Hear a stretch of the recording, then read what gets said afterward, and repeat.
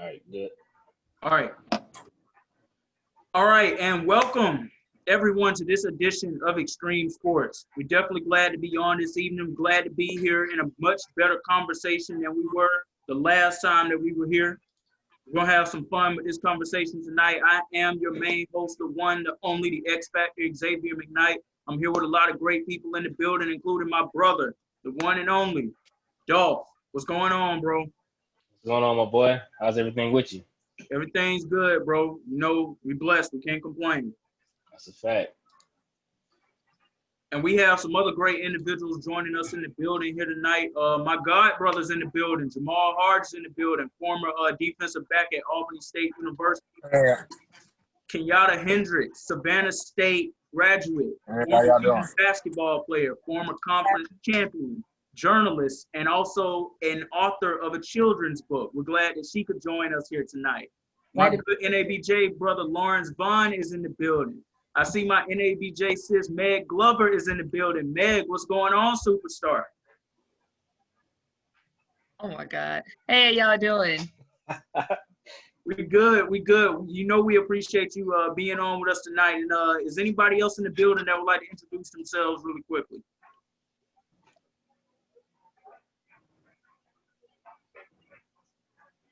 All right, if that is a no, we're gonna go ahead and we're gonna get started. Before we go into the main topic at hand here tonight, let me just start off by saying that we all here at Xtreme Sports, we send our most well thoughts, prayers, condolences, and best wishes to everybody who is in the path of Hurricane Sally right now. It's been downgraded to a tropical storm, but it's done some damage nonetheless. The Florida Panhandle, part of the bridge was torn up in Pensacola yesterday. And parts of Alabama, Mississippi, potentially Louisiana could be impacted by this, and all of the other tropics that are out there too. You know, man, it's just a really scary time of the year right now that we're dealing with here, being in the heart of hurricane season. So we definitely send out our prayers and our thoughts to everybody who is in the path of all of those storms right now. And we just continue to hope and pray that the remainder of those storms that are set to come just stay out at sea and don't hit landfall at all. And more importantly, don't impact anyone, no matter who it is. Just don't impact anyone. Also, just want to continue to remind everyone that COVID-19 is still a thing. I know we're seeing the cases go down rapidly, especially in the state of Florida, but the fact that we still have cases, the fact that we still have people who are dying from this virus is already telling us it's still out there. It's real, and we need to continue to be vigilant and be responsible and do everything we can to take care of each other. Wear your mask, put on your gloves, social distance, don't gather in large crowds, do all the things you need to do so that we can get through this thing together. Dolph, you got anything you want to add? You pretty much covered it all there. Make sure y'all wearing the mask. Stay safe. For sure. So, all right, let's go ahead and let's get started with the topic at hand here tonight. And, you know, it's something that we had started to hear about for the past few years, but we're now starting to hear more, in particular this year, about more of these top high school prospects starting to really consider wanting to go to HBCUs more so than the conversation that we had heard about this in the past few years. I mean, the narrative for the past decade has been the athletes who go to HBCUs, they usually have to make that decision because they don't necessarily get those offers from those top schools. But now we're seeing some of those top prospects try to change the narrative and lead a new movement here by wanting to go to HBCUs and not necessarily go to those Power 5 PWI schools. Dolph, we're going to start it off with you. You're a Savannah State graduate, former track and field athlete. Tell us a little of what your experience was about being at Savannah State, and then we'll go over to Kenyatta Hendricks. My experience was very, very great for me, honestly. It didn't start off with me really going to Savannah State. I had offers from Alabama State and South Carolina State, but due to the fact that those were two out-of-state schools, I just made a decision to go to Savannah. I just walked on there. But as far as my years there, you know, they were great. My freshman year, of course, the plan was to go there for 1 year and actually to transfer. I was going to transfer to Kennesaw because I just thought that was a better track program. But after my first year there, the coaching staff and the athletes who were around me, you know, all my teammates, I just liked the culture. So I ended up staying, and that was honestly the best decision that I made. I made a lot of lifelong friends at Savannah State and learned a lot of things that you need, in life, from the school itself. So for me, I mean, there's a lot more I can go into, but I'll let some of you guys touch on it as well.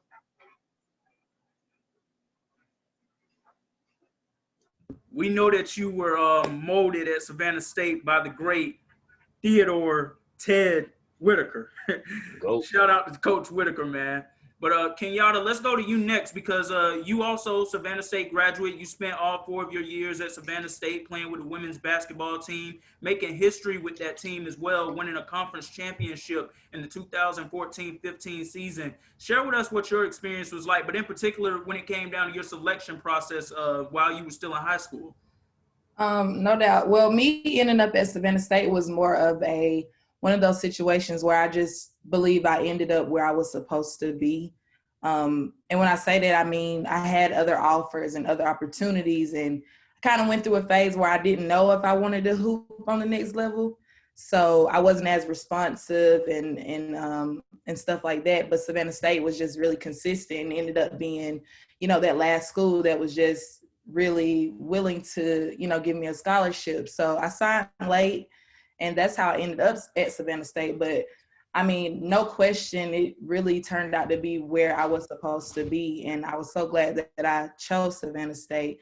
For me, I mean, it's the same. All 4 years there was never a thought of me transferring. Of course, times got hard when you're dealing with Coach Cedric Baker, but overall, it's like he said, the culture of it all, the environment, game days, I mean, it's nothing like it, especially those doubleheader conference games. I mean, it's a moment that I'll never forget, to be honest. And like you said, I made a lot of friends, and, I talk to almost all of my teammates to this day, even if it's just checking up on them to see how things are going in their lives.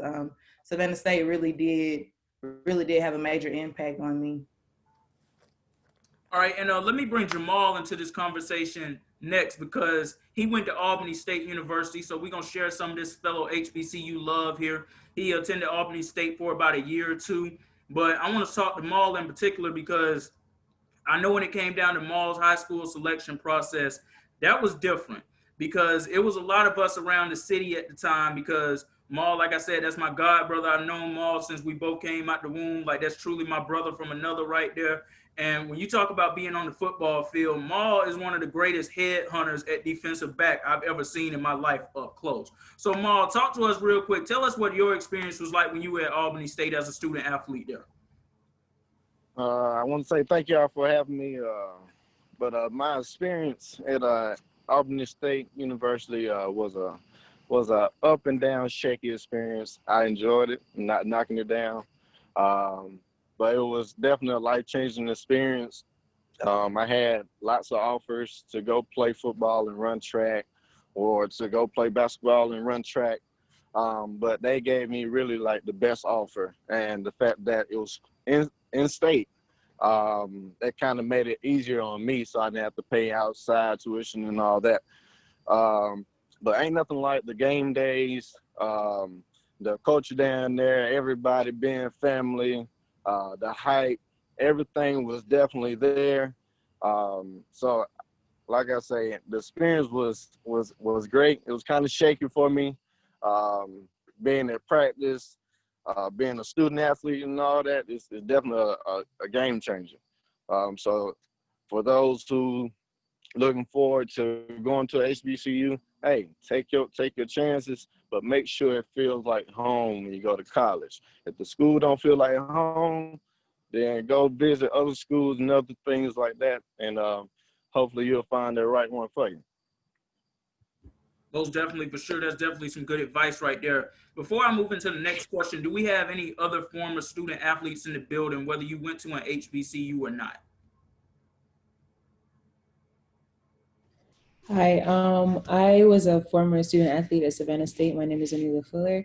I was a dual sport student athlete. I played volleyball and I ran track there, but I ended up transferring to the University of Utah. So just wanted to introduce myself.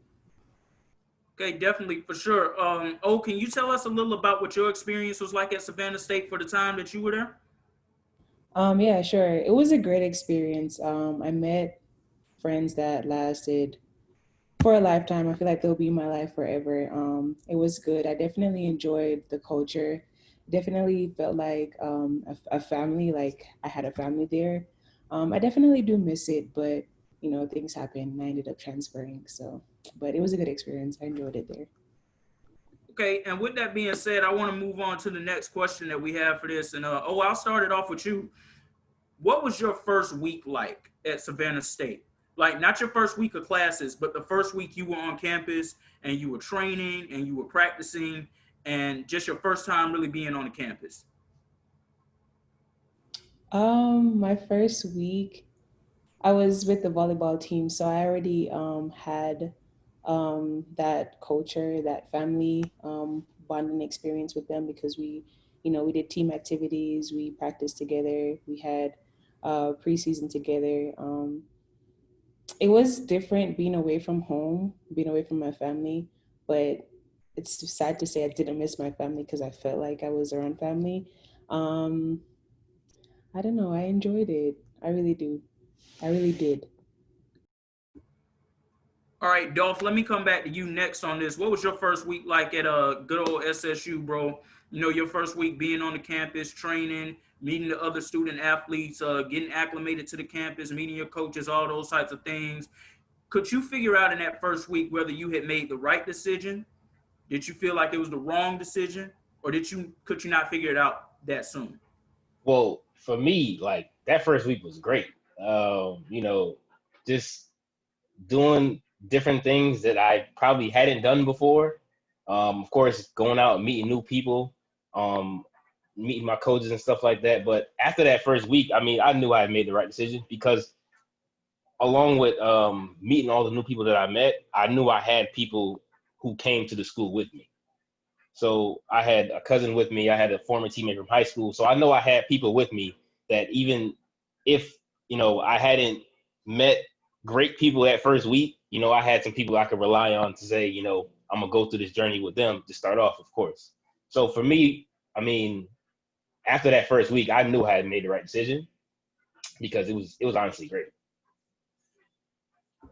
Kenyatta, what about for you, being a member of the women's basketball team, your first week that you stepped onto Savannah State's campus to train, to meet your new teammates, and to get acclimated with your coaches and the culture of the campus, even though there probably weren't many people there at the time? Right. My first week was no different. It was live. It was, very welcoming. It definitely made me feel like I made the right decision, especially when it came to meeting my teammates. I mean, everybody was just so, nice, and just, it was important to them to welcome us in as freshmen. We didn't feel like out of place or anything like that. So I definitely felt like within that first week that I made the right decision. When it came to my team, the whole entire welcome week and everything that goes into that with different activities and everything. I mean, it was, to me, I felt like I was at home. Like a lot of people have mentioned, like it definitely felt like a home away from home for me. Okay, and Maul, I'm gonna go to you next, bro, because you being a football player and everything going into Albany State, I definitely know you had to pack up and prepare early to go to Albany State as you guys train, off-season workouts, just getting ready for the upcoming season. What was your first week like on that campus? Uh, Man, well, I can tell you that first week, boy. First week was definitely rough. I ain't gonna lie to you, but they made it felt like home.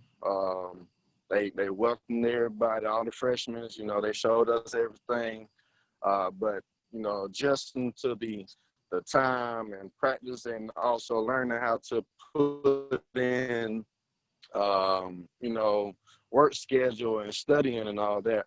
That first week, man, just practice alone just kind of, woke me up and like, hey, look, this was gonna be like. So that first week gonna be very home welcoming, and it's gonna make a man or a woman out of you for sure.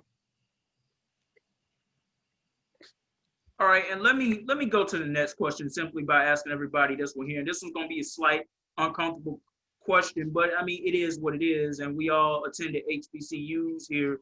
For those of us who did attend an HBCU, and we already know what this is.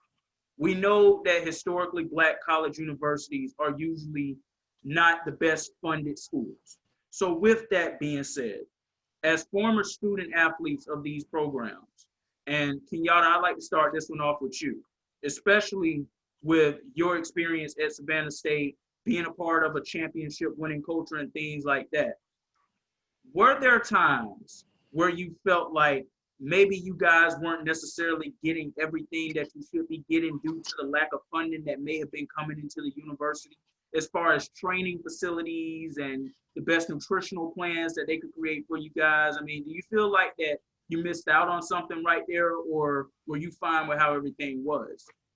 I most definitely feel like we missed out on some things as far as equipment goes, and just the overall look of the weight room or the locker room and things like that. We definitely missed out on a few of those things. And you mentioned like nutrition type plans. We really didn't have a nutrition type plan. I mean, coaches would tell us, you got to play, you got to practice, eat right. But I mean, that was completely up to us. It was never a specific thing put in place for us to follow, which I think, I mean, is definitely something that we lacked.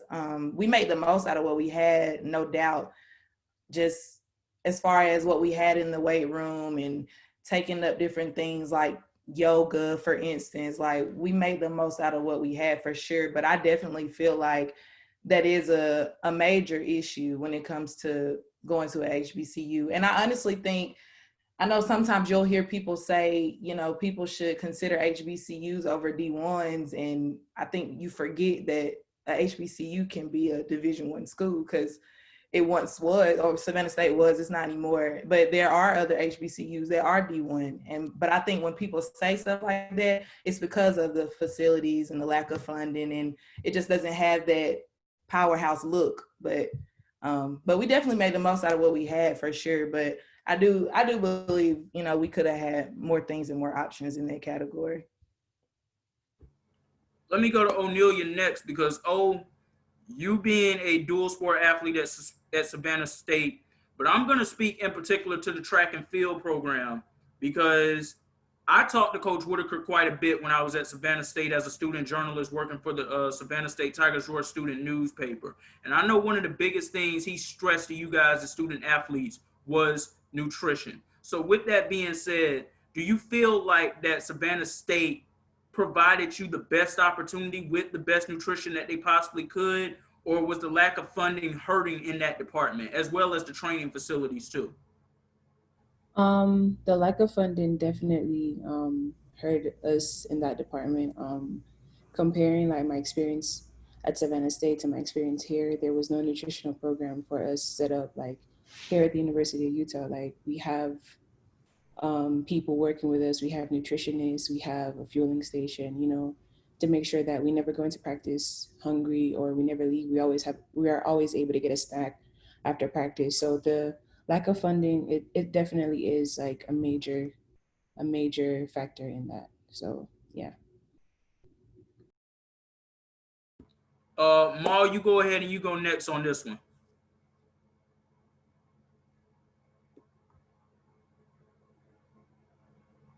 All right, I don't think he heard me. So Dolph, we'll go to you next on this one. Yeah, like they both said, it definitely impacts the lack of funding. It impacts what really goes on, because like you said, Coach Witt stressed that a lot to us, but there was never a specific plan in place to say, this is what you need to be eating, and how can we actually get those things that we need to be eating. And as far as the facilities go, Coach Witt did his best. He built us a whole indoor shed. It was only 60 meters, but it was still something that we can practice on even when, it was bad weather. So he did his best for what he could afford. But as far as the school in general, there's definitely a lot that needs to be done to upgrade facilities going forward. All right. And let me bring some of our other people that we have into play here on the show tonight who were not student athletes, but they're joining us for this conversation tonight. And just from the outside looking in, I'll start with my good sis, Meg Glover. Meg, when it comes down to these HBCUs and the lack of funding, and you look at these student athletes, and you look at they may have a lack of training facilities, they may not necessarily have the best nutritional plans. You know, what are your thoughts when it comes to that?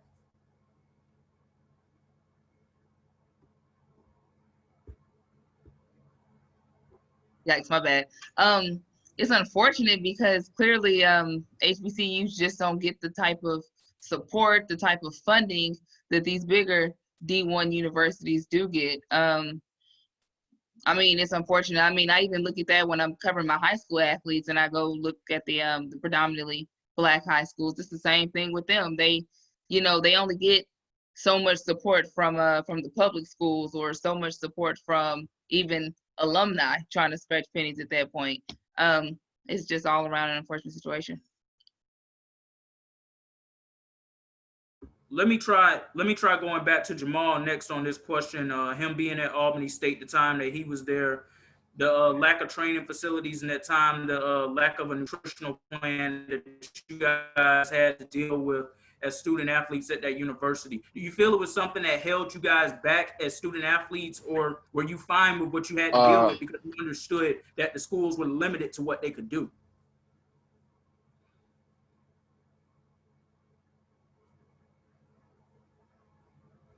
Right. I definitely agree with everybody what they're saying. But yeah, we're definitely lacking the funding, like with the equipment, from nutritions. They didn't really much give you a game plan or a food plan of what to eat the game, weight to lose, weight to turn, fat the muscles, and stuff like that.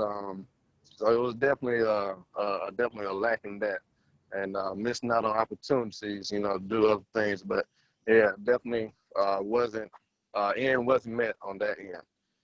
So yeah, I disagree with, you know. Right, for sure.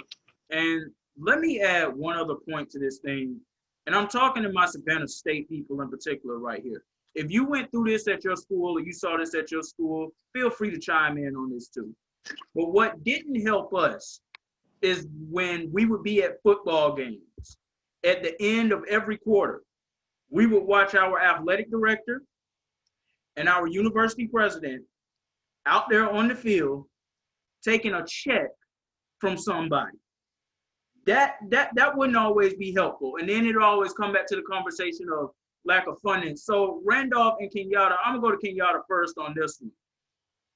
When you would see that happen at football games, how exactly would it make you feel? Would you still feel that there was a lack in funding, or would you feel that that was kind of BS on that at times, the way that would go? Because, I mean, you sitting there and you watching these checks being issued out to the athletic director and the university president, and the first thing going through everybody's mind when you have to hear that lack of funding conversation is, okay, where's that money going?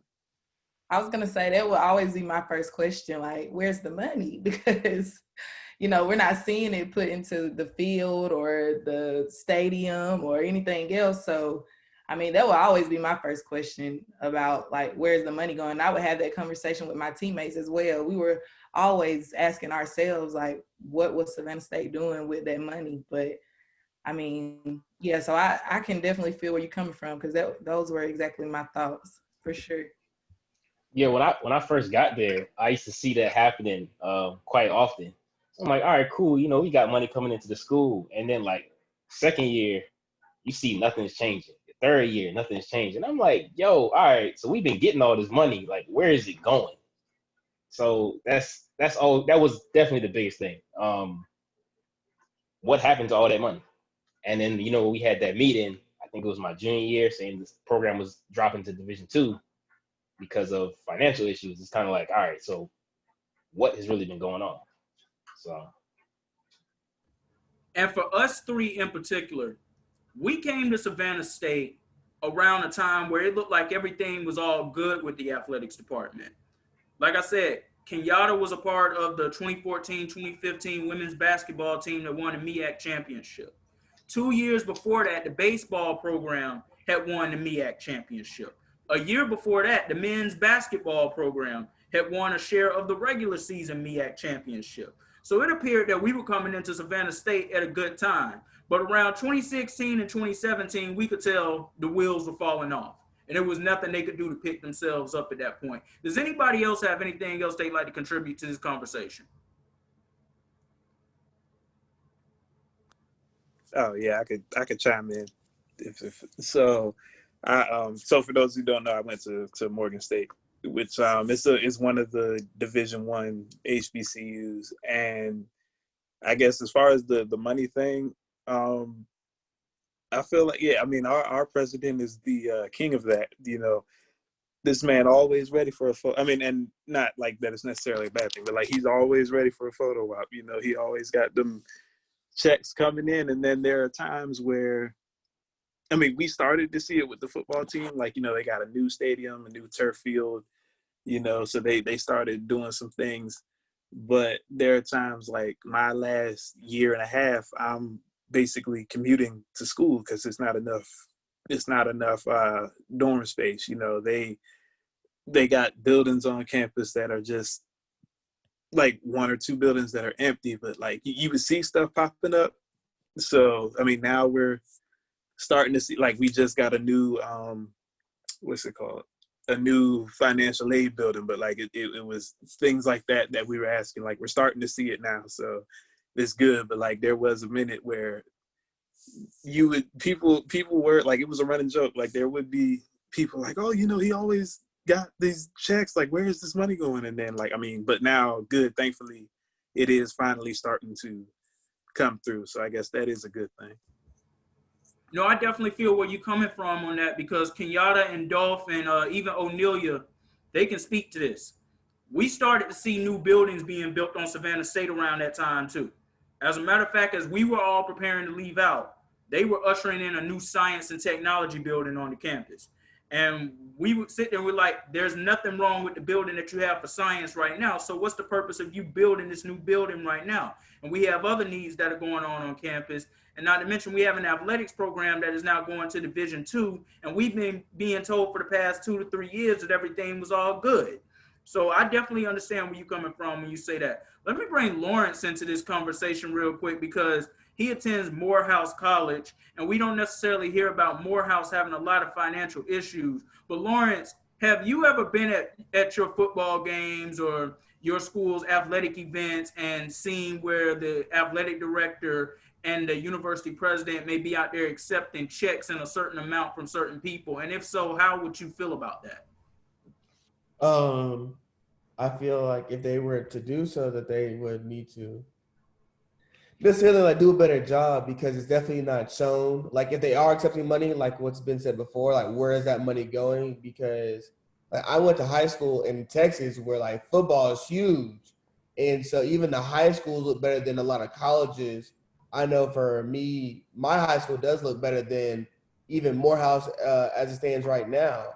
And so to go from somewhere where you're in high school and you have so many resources, and then to go to HBCU and you have less resources, but you're going for higher education, it kind of puts like a blanket over HBCUs, basically saying that's like, we don't have the necessary resources to give you like a PWI does. So if they are taking money, I would hope that they would want to use it for good, instead of like keeping it or spending it on things that don't matter. Most definitely, for sure. And let me bring O back into this conversation too, because this is a dual sport athlete we're talking about here now. So you have to see the people in the athletics department a lot on a day-to-day basis. And you're sitting there and you're going to these athletic events when you wouldn't have to necessarily go to your volleyball matchups, and the opportunity would present itself for you to be able to go to a home football game, because we wouldn't see these things happening at baseball and softball and basketball games. We only saw this stuff happening at the football games. But when you would see the athletic director and the university president out there accepting a check almost after every single quarter comes to an end, what were your thoughts, especially continuing to hear this message of we got a lack of funding? Personally, I haven't experienced that. I haven't seen that happen. So I don't know, like you said, like being a dual sport athlete, I was hardly ever at any other athletic event unless I had time. So it was kind of hard to balance that. But from everyone's experience, from what I've heard, I mean, it's very disappointing because it's just like, it's not just one sport that, you know, we're seeing a lack of funding. Like I've done two sports there, and it's very frustrating to, you know, have a facility that doesn't have air in it and you're practicing in it and you have no idea where the rest of the money is going. So it's kind of disappointing. But like I said, personally, I haven't seen that happen, so I can't really speak on that. But from what you guys are saying, like if that were the case, then yeah, that's very frustrating because we need better funding. And before I go into the next question, we're gonna keep it right here with you because I believe you're the only person on this call right now who's had the experience of being a student athlete at an HBCU and then moving on to be a student athlete at a Power Five school. So, with that being said, what are some of the key similarities that you have seen with Utah and Savannah State in the time that you've been there? Um, The main similarity is, I mean, Randolph spoke about, you know, how Coach Whitaker cared about his student athletes and, you know, he would do his best to provide us with the resources. It's the same with the coaching staffs here. Like they definitely try to make your experience the best experience it can be. And Coach Whitaker definitely, you know, he tried to check in to see how we were feeling as athletes. You know, he definitely cared a lot about how we were doing in the classrooms. Like he made that one of his major points. And it's the same here. You know, my coach here, he's definitely big on academics and he definitely makes sure that, you know, we have whatever we need. The major difference is the funding. So I have more, you know, resources here than I did at Savannah State. I guess that's pretty much the main similarity. Okay, and can you just share with us some of the key differences too, besides the fact that it's an HBCU and it's a Power Five school? The resources. That's really the main difference. There, like I said, like we have a nutritionist here. We have facilities that, you know, they look really good, you know, compared to what I had at Savannah State. Um, Mainly, honestly, mainly the resources. That's the main difference, and the classroom sizes. At Savannah State, I had like smaller, more intimate classrooms and class sizes, but here it's like big lecture halls and stuff like that. So those are the two main differences. And with COVID and everything going on now, like everything is pretty much online. But for the most part, when I was here last year, it was definitely the classroom and the funding. It is the classroom and the funding. All right. Does anyone else have anything they'd like to say and contribute to this before we move on to the next point in this conversation? I'd like to say something. Uh, my experience with, you know, a different school that wasn't HBCU. I agree with the young lady that was just ahead of me. With the resources, they supply more resources with the with everything like school wise, one-on-one time. They spent more time with people. Even the teachers stayed back and actually did more work to work with, you know, students that needed help in certain areas and things like that. Um, the weight rooms, like they had certain things already set in place. The weight room down at Albany State, you had to pull the weights out and put it in the gym and work out. But, you know, it's just the difference in how they carry themselves when they're like, you know, trying to reach out for students. You know, you supposed to show these students that's trying to come to your school and better their education, you know, the bright side, you know, show them the good things, show them, you know, what they're really working with. They didn't show me all these things when I went to go visit. So when I went to go visit Roundheart, where I went to go play my second year of football, man, they showed me, you know, everything that I'm going to be dealing with. They supplied all the things that, you know, I need, things that I can use through these times and stuff like that. So, you know, the difference, you know, definitely the resources, and they definitely had everything already set in place. They didn't really I didn't really see too many people at Albany State do like, you know, collecting checks and stuff like that, but you heard about it. And then you actually seen it, because next thing you know, all these coaches pulling up in brand new whips and stuff like that, in a brand new house or whatever. Yeah, come to my crib. I just got this new crib. So you know they was doing some type of little, you know, gamble on the side and paying these coaches. So yeah, man, you know, I had to give my little take on, you know, the last message. I was losing service, so yeah. Yeah, most definitely, for sure. We appreciate you doing that. And before I move on to the next point, I want to drive this conversation back to someone else who is now joining us, a former host here on Xtreme Sports, also a host of his own show that I was the co-host of at Savannah State, Real Time Sports. Ishmael Marshall's in the building. Ish, how you doing, bro? I'm doing all right. How you been, bro? Good, bro, good. We definitely glad you could be here with us. We're glad to have the family rounded back up together. But let me ask you this question real quick, because this is a conversation that you and I used to have a lot.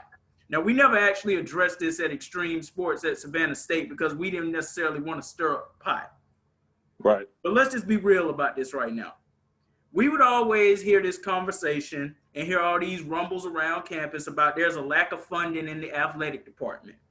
Right. And then you go to football games, and at the end of every quarter, you see the athletic director and the university president out there accepting a check from somebody of a certain amount of money.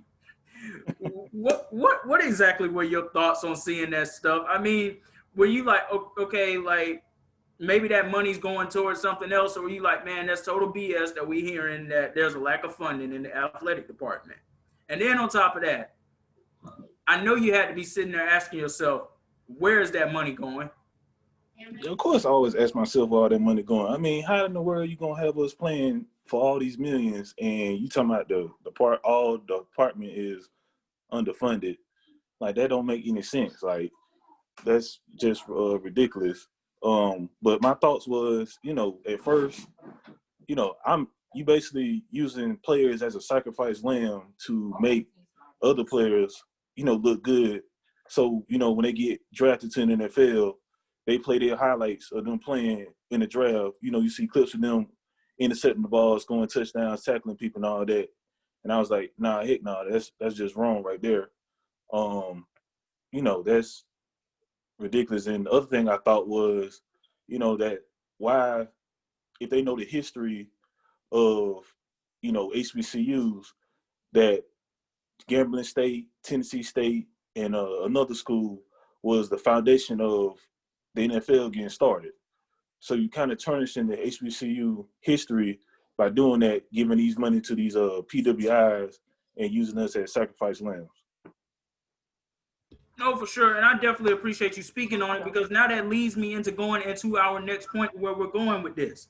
The quote unquote money games. Right. Let me go back to Dolph and Kenyatta on this one in particular, because y'all played through your share of money games, money matchups. I sat through a lot of them. One thing I know about everybody that's in this chat right now is we are competitive. So you definitely don't feel good when you're going up against Oklahoma or Miami and you just getting blown out of the building. So let me actually start off with Kenyatta first on this one, because she has a unique money game experience. I believe it was a money game. Now, maybe I'm mistaken on this, because I'll never forget this day though. December 4th, 2014. It was the first night that I covered anything for the Savannah State Tigers Roar student newspaper. I was a freshman. I was in my first semester. And the women's basketball team hosted the University of Florida Lady Gators on that night. The men's basketball team hosted Middle Georgia University that night.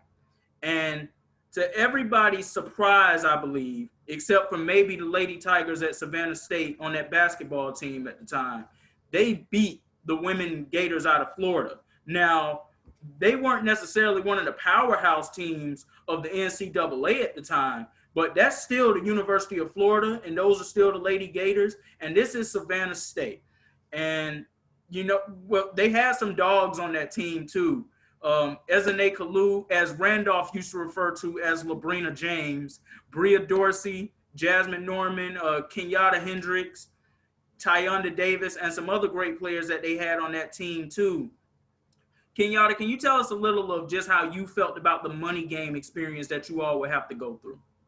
Well, that experience in particular was definitely a moment I'll never forget, especially because we hosted that game. So you're playing Florida at Savannah State and you actually beat them. Like it was just an amazing feeling. And like you said, I think it has a lot to do with the team that we had at the time, which brings me into how I feel about money games. I kind of have mixed emotions because I think with that team in particular, we were, we went on to win the MEAC that year. I think we were just a different breed of team to where even if we knew we were about to play this powerhouse team and it might get ugly, it could get ugly, we played hard the entire time because we knew it was making us better and it was preparing us for the MEAC tournament and so on and so forth. But it's different when you have a team that doesn't have that same fight or that same goal in mind, and you just get, like you said, you're getting you're getting smacked really to keep it, a buck. But so it's harder, you going through these quarters and it's just like, when will the game be over? Because you don't have that same energy about it as we did with that team, with that 2014, 2015 team. So I have mixed emotions about it. I think if you're going to go in with the right attitude and you're going to fight, then it makes a difference in your season. But if not, I don't see a point in it. For certain teams, if you have a team where this is probably not the best thing to do, I don't think it's the right thing to do because it leads to embarrassment in a sense, and it might even ruin somebody's confidence, because I had teammates who would come to me like feeling down about their game because we just got done playing in that type of game. And it's just like, if you don't really understand that as a team, then that's probably not for you. So I have mixed emotions about it. My freshman and sophomore year, it was okay. Of course, we had rough money games, but junior and senior year was a different story. I wasn't a huge fan of the money games. Yeah, that was definitely a special team that you were a part of your first 2 years, no doubt about it. Y'all had so much heart. Before I move on to somebody else, let me ask you this in particular. Was that game the one that was the driving force to you all going on to become the MEAC champions that season? I think it was, because we actually, following that Florida win, we ended up losing to, I want to say, Bethune. It was our first conference game maybe, and it was an ugly loss. And we had to refer to that as like, Coach Baker was telling us we beat Florida, so we got comfortable. And he just kind of felt like we got the big head a little bit in a sense, but we always would refer back to that game just because it, like you said, it kind of made us the team that we were. Like, we felt like we could pretty much do anything, and that's what we ended up doing that year. But we did have a fall off following that win because, I don't know, maybe we did get a little comfortable and a little big-headed, I don't know. But after that loss to Bethune, it was like a complete turnaround for us. So I think it definitely pushed us through the rest of the season. Okay, and let me go to Jamal next. Jamal, in your collegiate experience, did you ever have any experiences where you would have to go through money games? I'd say the only one was my freshman year.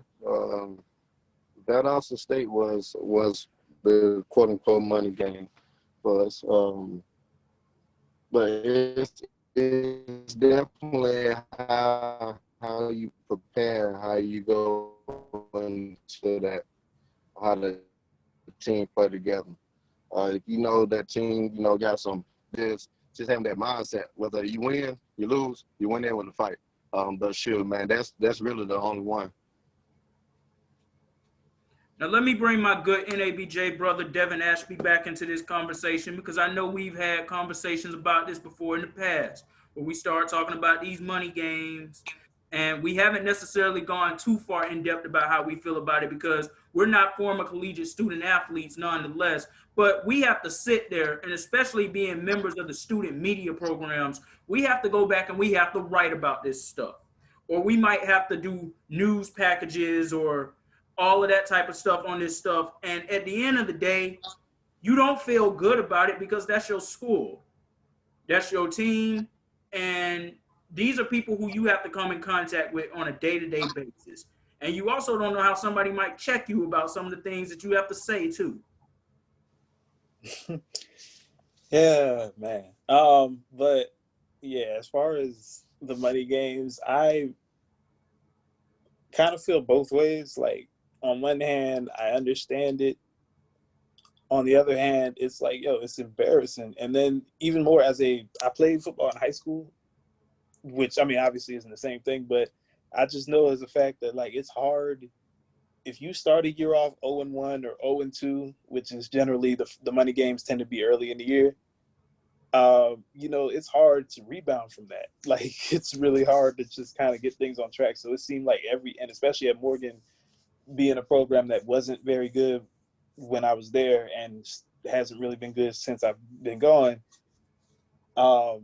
it seemed like you're rebuilding like every 2 years, because it's like every year it seemed like it's a new coach in there. So it's like, you can't even, most teams get their warm up to start the season or whatever. And it's like, we're the ones.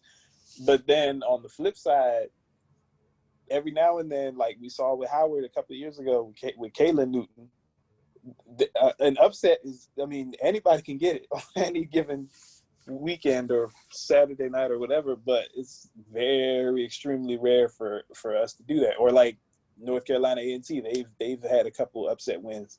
That's how the whole meme started on Twitter. Bring me my money, so it's possible for it to happen, but it's like it gets embarrassing. And sometimes I do wonder, like, when you have 3 or 4 money games in like a 10-game season, like, is it more so like you're getting tape for some of these guys to get to the league? Like, oh, they played against Army and they did this. Like, is it a selling point to recruits? Like, oh, you play against D1 Like, I mean, I wonder how much of it do coaches even go into the game thinking they can win? Like, I mean, what is the mindset going into games really, besides money, So yeah, that's kind of where I'm at with it, really. Well, here's what I'm going to say, just to add a little on to your point about the coaches thing. My last year at Savannah State, I was an intern with the athletics department, and they had their first 2 games of the season. There was the University of Alabama at Birmingham, and then there was the University of Miami. And when it came down to that University of Alabama at Birmingham game, the coaches were trying to get the players fired up to play in that game. Now, that Miami game was a totally different story. That was just demoralizing all the way around. They lost that game 77-0. And like I said, I was not even a student athlete, but having to sit there in that press box and deal with that was a demoralizing feeling for me. And I'm not even a member of the team. So I can only imagine how the players themselves felt about that. But like you said, we do come to some understanding, because we know that the money that comes from those games, and Kenyatta said this too, that it's going towards helping the university and helping the athletics department with the funding situation, or at least that's what we are told. But it's definitely not a good feeling when you have to do it. Let me bring Meg back into this conversation. Graduate of the University of Louisiana at Lafayette, those Raging Cajuns coming off of a huge upset win last week. So Meg, how do you feel about money games?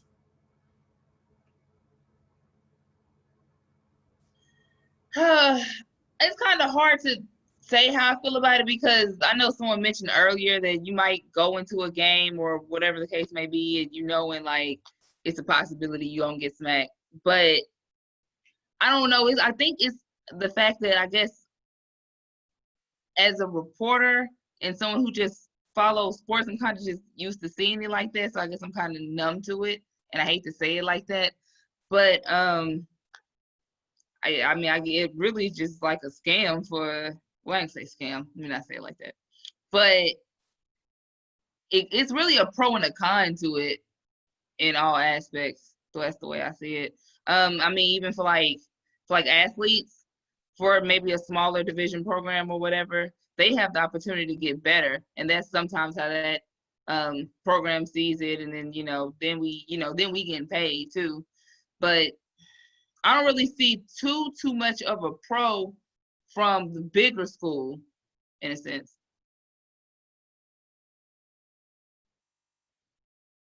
Okay, yes, for sure. Definitely understand that point. Does anyone else have anything else they'd like to add to this conversation before we go on to the next point? Oh, and I did have to add something. The other thing is, I feel like also sometimes, and I know, like for Meg School, for example, University of Louisiana, I feel like there are different levels to it too, because sometimes like a school like hers would play an HBCU, and that's a money game, even though they would be a money game for somebody like LSU, so I think it's also levels to it, which is also crazy. So like you're getting your doors blown off by somebody like, hope nobody in here goes to the University of Akron, but like you're getting blown off by like Akron, and it's like, so I mean, it's different than, like you said, it's different than playing Ohio State, or something like that. Like I think there's levels to it too. Like there are money games within money games. So sometimes I wonder, like, how much money are you really getting? Like you're getting your tail whooped for like 90,000, like it, or versus however much, like Bama and them are paying you six figures to hang 60 points on you, like, so I guess it varies too. Just something I've noticed too. Let me bring our other host back into this conversation. Let me ask Dolph to give us his thoughts on when it comes down to these money games really quickly, because we've had these conversations too, but we've never actually gone in depth about them. Well, for track and field, that really wasn't a case, because track and field is a team sport, but it's revolved around individual events. So what Coach Whitaker always tried to do was take us to, some of the bigger meets going on in the country, what some of those bigger schools would be at. And he'll prepare us to race against those bigger schools. So we didn't really have that money game, instance. But as far as, the other players like basketball, football, all those other sports, it's definitely kind of a in the moment thing of how you would feel about it. Because if you know in your heart, and the team knows that they're ready to compete on that type of level, you're going to embrace that, and you're going to go after that game specifically. But if you know that, the team's not ready, mentally yourself, you're not ready, it's going to be a hard experience. So like somebody said earlier, it's definitely pros and cons to it. But for me as an athlete, if I was in a situation, it would all depend on where I am at mentally and physically and where the team is at as a whole. I'd like to add to that. Go ahead. Oh. So, like Randolph said, with track, we don't really have that experience. But with volleyball, it's definitely, I don't see it as a con per se. I feel like it's just a chance for me to get better. That's just my mentality. And because I run also, I know that I have to compete with the best people in the country at some point in time. So might as well, get my team in that mentality too. So personally, I don't see it as a con coming from a smaller institution, but a HBCU. But for the bigger schools, I don't really see the point for them. But coming from an HBCU, I didn't see it as a con. I saw it as a pro, just a chance for me to get better. And I definitely appreciate the point of where you're coming from with that. And I want to go back to something that Kenyatta said too, when she was speaking on this, when she said sometimes that she would have teammates that would come to her and their heads would be down, or they'd be feeling a little sad and feeling down about these things. As much as you don't want to have those feelings, I would much rather my teammates or my athletes have those types of feelings about those types of things, as opposed to having teammates who get back on the bus or get back in the locker room and say things like, I'm good, I got my numbers, I got my stats, I'm good. I don't want those type of people on my team. So as much as you don't want to have those demoralizing feelings, I appreciate when people have them, because it shows that you care. It shows that you have heart for what you are doing, that you have heart for the team that you are a part of. And in more cases than not, it's going to drive you to continue to get better at what you do, so that the next time you have to go up against an opponent like that, you can try to do as much of your part as you can to try to prevent something like that from happening. And I want to ask Kenyatta about this one too, because this was not a money game experience. This was actually the NCAA women's first round matchup of March Madness that her and that 2014-2015 Lady Tigers championship team went to. It was at the University of South Carolina. I was at that game as a student journalist. And don't let the box score fool you, because the Lady Tigers competed hard that day. So, Kenyatta, let me ask you this. Did you all feel like going into that game that you would at least have a chance to compete with that Lady Gamecocks team? Because they were one of the number one ranked teams going into that tournament. Definitely, but I think it goes back to the difference in that team. I think that particular team that I was a part of was just, a different breed. But we definitely felt like we're gonna go in and compete and give ourselves a chance. And just thinking back on it, we were only down 13 at halftime, and like even that was just, it drove us to compete even harder the second half.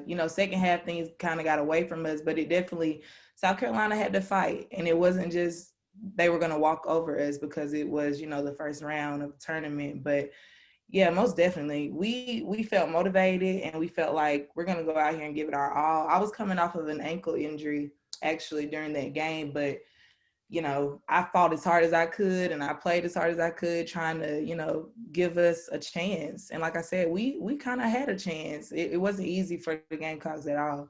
But yeah, we were definitely motivated and ready to compete, no doubt. So I was actually there also just a few days before you all played that game, when everybody was gathered in the student union and the old alumni. They were there serenading you all. You all were having pizza, and there was a watch party going on to see who you all were going to play in the tournament. Once you knew you were going to play in that tournament, how did Coach Baker and that coaching staff address things to like really do their best to have you guys prepared to go into that matchup and compete the way that you did? Well, I will say one thing about Coach Baker, regardless of who we were scheduled to play, he approached the game like he would any other game, as far as like the scouting report and how we prepare and shoot around and practice leading up. But for this game in particular, I mean, you could tell that he kind of had a focus about himself. I mean, we had a very detailed scouting report. We watched film. He even, knew that it was important for us to have our legs as well, because this was a huge game. So he would practice us hard, but in the same sense, he was trying to make sure we stayed a little bit fresh, especially for the people who were playing a lot of minutes. But I can say that about Coach Baker. No matter what, or no matter who the opponent was, his mindset was always the same. Like, we're going to go in here and we're going to give ourselves a chance. With scouting report, with practice, with film, everything was always the same, no matter who we were competing against. But for that game in particular, I mean, you could sense the different level of focus. Like, I mean, I guess because it was the NCAA tournament, but everyone took their focus up, their work ethic up a notch, including the coaching staff. So it was big time. All right, so I'm going to move on to the next point that I have with this. And that is where we go more into speaking about the culture of the universities and the campus and the care and concern and love that the coaches have for their student athletes. Now, I'm going to start this thing off with Owen Randolph, because I pretty much already know the answer to this, but I'm going to ask this anyway. When it would come down to conversations that you would have with your coaches, would they be more about the athletics part of things, the academics part of things, or just life in general? We only had one job with Coach Witt, and that's to run fast and graduate. And he pushed academics so much. Like, if you're not doing well in your classes, then you might as well not go to practice. Like, he definitely was all for academics. So yeah, that was his main goal, and then it would be track. Yeah, but for me, outside of that, running fast and graduate, it will be a lot of like real world stuff, like things that you will see once you leave Savannah State. Things that experiences that he had, and just valuable information that he would always pass to me anytime that I would talk to him about just real world experiences, like what to expect once you leave, and how to get yourself set and ready for those times. And like I said, I pretty much knew what the answer to that was going to be, because when I would have to interview him for the Tigers Roar newspaper at Savannah State, I would be going there for interviews about the progress of the track and field program or the progress of how cross country was doing. That conversation would always get turned into something totally different. It always get turned into making sure that my student athletes are involved in organizations, making sure that my student athletes are involved on campus activities, being leaders on the campus, being leaders inside and outside of the locker rooms that you all are a part of. But let me go to Kenyatta next, because I don't really know much about Coach Baker, the person outside of who he was with that suit and tie, calling the X's and O's of the game. So what would your conversations with Coach Baker be like when it would just come down to like one-on-one conversations? Would it be more focused towards athletics, academics, or just life in general? That's kind of a tough question to answer. Coach Baker had many faces, but I can relate to their experience in a sense where he would always say that we were there at Savannah State to win games and to graduate. That's what he would say. You're here to win games and graduate over and over. That was his thing. But, and he would also have those moments where he's trying to teach us about life outside of basketball and things like that. He just had a funny way of expressing it. You would have to kind of think hard, like, you know, on what he means, because his metaphors and illustrations were all his own imagination. But, but most definitely, he definitely believed in academics and he was big on that. But basketball and academics was it for him, especially, and then going to Savannah State, you know, you have your social events and it's hard to kind of balance that social life going to an HBCU, and that he did not have concern. He even told us at one point during basketball season, we really don't need a cell phone because, you know, we're here to win games and to graduate. But yeah, he definitely was big on that for sure. So I can definitely feel where they're coming from. And at this point, I believe that's just the moniker of the Savannah State University athletics program anyway, because now the current athletics director, former sports information director, Opio Mashariki, shout out to Opio, he always preaches that as well. Win games and graduate. So I believe that's just a Savannah State University athletics thing. Maul, let me get your thoughts in on this. When you would be speaking with your coaches at Albany State and even Reinhardt, what would the conversations be more focused towards? The game itself, or making sure you're doing well in your classes, or life in general? Albany State, Coach Dan Lamb.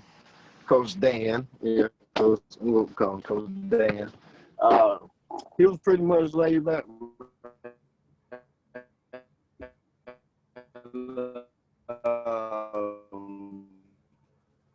But he was really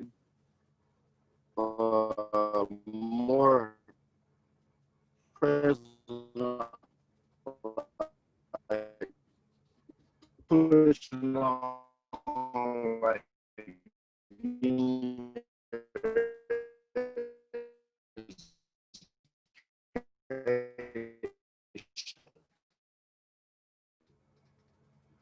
Ma, we can't really understand you right now, so we're gonna come back to you. Something to fall back on, just in case things don't go on it to go. Just having that experience you can fall down hard. They pretty much did a game plan Thursday, Friday. You know, having that game plan like men, because you're doing things in the classroom and then.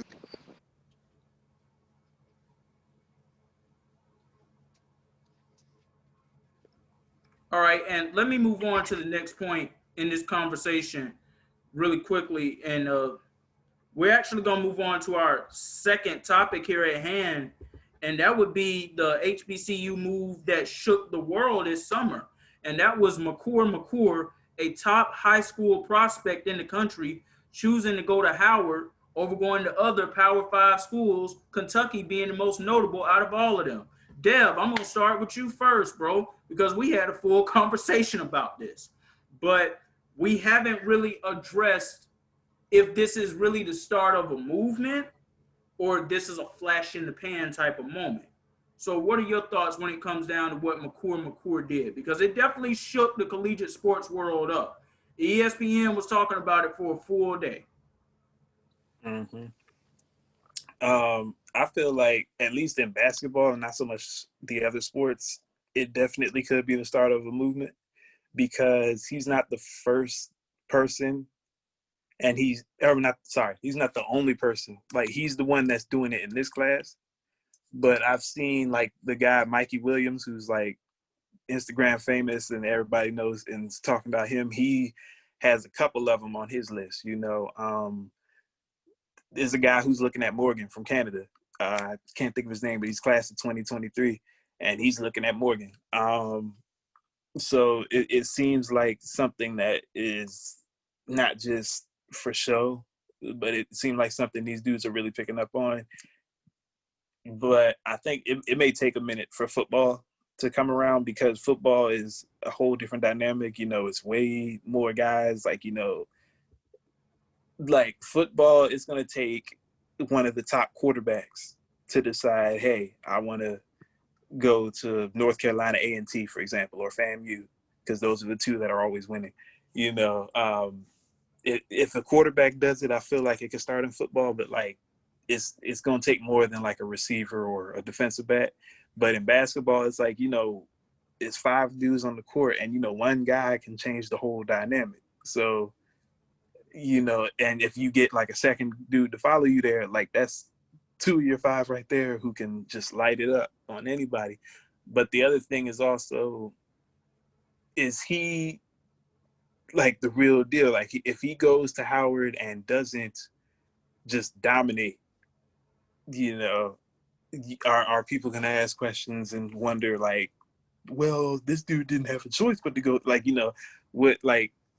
I think it's also pressure on him to play well as well. But, I do think this could be the start of a movement in basketball. Well, I definitely understand where you're coming from right there, because I'm not going to sit here and lie and make it sound like that I know who Makur is. I don't. Besides the fact that he's Thon Makur's little brother, I don't know anything about him. I didn't know that. Well, he may not even be his little brother. I know he's related to him. That's what I do know. But you brought up the football point, and I thought that maybe at some point in 2018, we would get into that point, because one of the most notable things that happened that year was Maurice Robinson, who was one of the top high school prospects in Alabama. Now, he was only said to be a 3-star prospect, but he was one of the top high school prospects out of Alabama. He chose to go to Grambling State University over 19 other programs that were offering him scholarships to go there.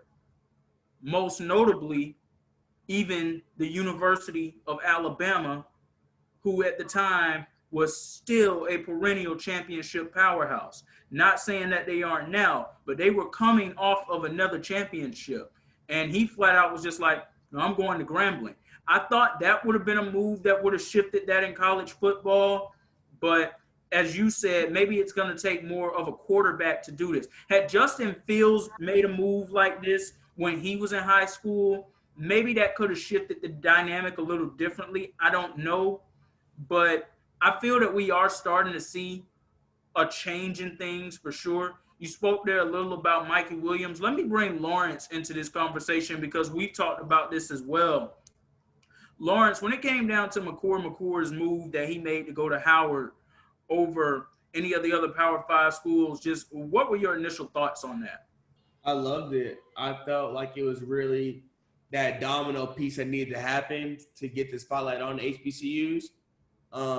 It has to start with one person. And I felt like he was a perfect person, given that he's a 5-star recruit in the top half of the class. And so there was weight behind his name. And so it'll be interesting to see if he can live up to the hype, because now he's kind of like the poster boy for this movement. And so it'll be something like, all right, if you live up to the hype, okay, we can see some more. But if you like tank and fold and don't live up to expectations, go undrafted, it really doesn't work out for you, that can really turn people the other way. It's like, okay, maybe that way doesn't work.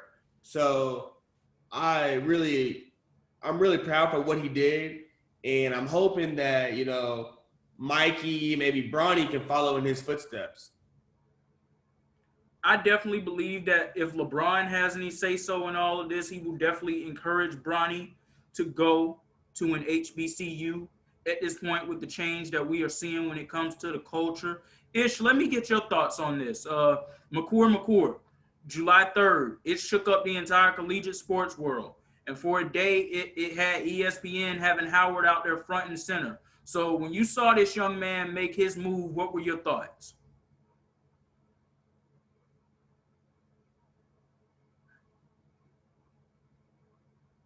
Okay, I'm not sure if Ish is could hear me when I said that. So Meg, I'm gonna go to you next because we talked about this off camera as well. Makur choosing to go to Howard over other Power 5 schools, most notably Kentucky and John Calipari. You know, what were your initial thoughts when you first heard that this was happening? I agree with everything that Lauren said. Definitely the domino piece that could start the movement from now on. And of course, like Devin said, not the first person, but it's, you know, especially in the predicament that we're in or the climate that we're in, and social media is so major, and it's such a big piece to honestly a lot of it is a big influence to how we see things as well. I think that he and maybe others who have spoken out might have given that encouragement that some of these other recruits are looking for to make that move and, you know, just kind of follow their instinct or their gut for what they want to do in the future. So I think it's definitely a major move, definitely a power move, and things that we'll see as we continue in the future. All right, let me go back to Ish to get his thoughts on this really quickly.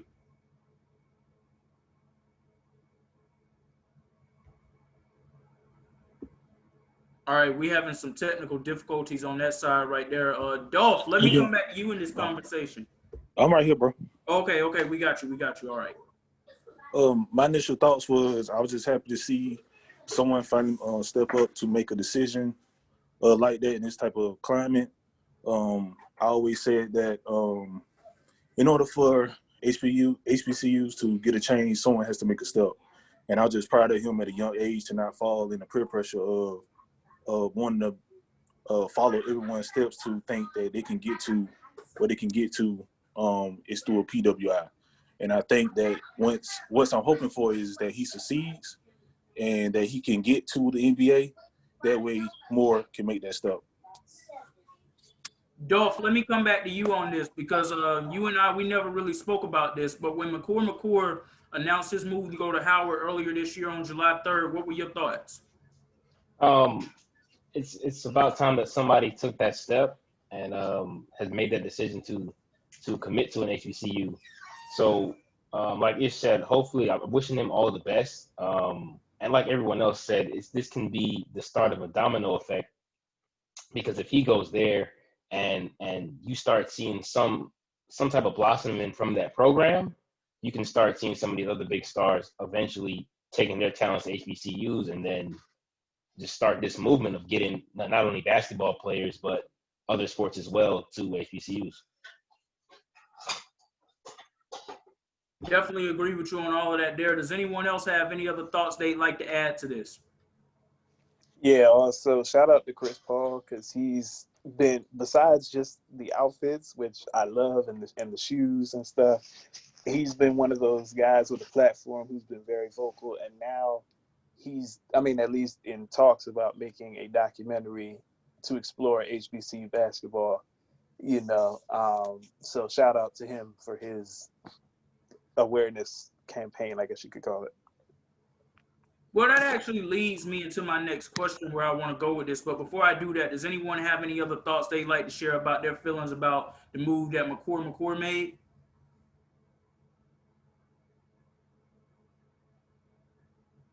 Okay, so we'll go into the next questions here. Well, our next point here. And Dev, you actually segued us right into it.